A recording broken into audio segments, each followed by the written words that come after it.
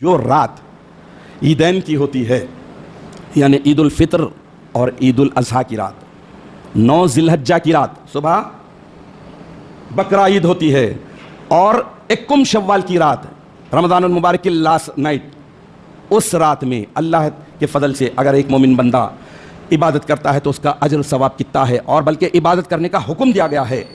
حدیث شریف ہے الترغیب والترہیب میں کہ رمضان المبارک کی آخری رات میں روزے داروں کی مغفرت کر دی جاتی ہے۔ اللہ کے پیارے نبی صلی اللہ تعالی علیہ وسلم ارشاد فرمائے۔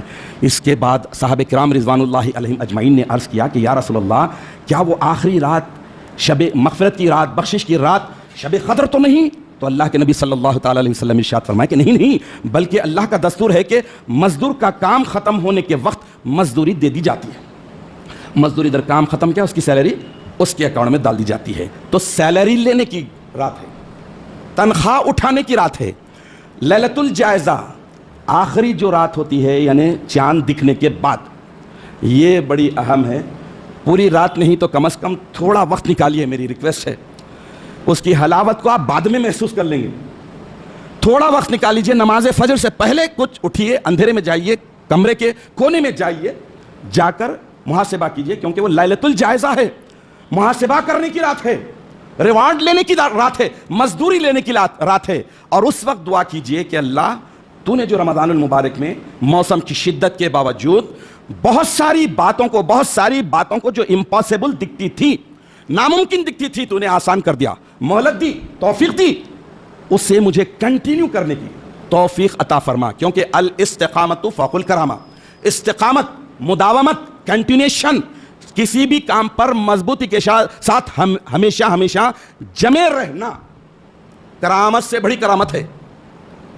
تو اب اللہ کے فضل سے اللہ تبارک و تعالیٰ نے یہ ہمیں عطا کر دیا، تو یقیناً practice make the man perfect, یہ بتا دیا گیا کہ آدمی جب تک پریکٹس کرتا ہے تو پرفیکٹ بن جاتا ہے۔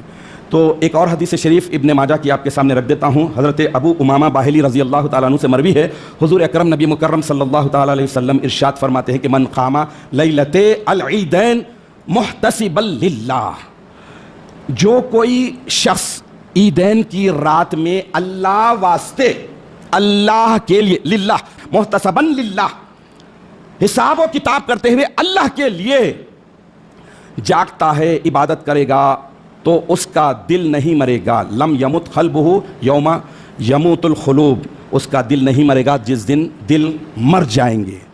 تو اتنی بڑی بات کہی گئی ہے کہ چاہے وہ عید الفطر کی رات ہو یا عید الاضحیٰ کی رات ہو، اس وقت پر اللہ تبارک و تعالیٰ سیلری دے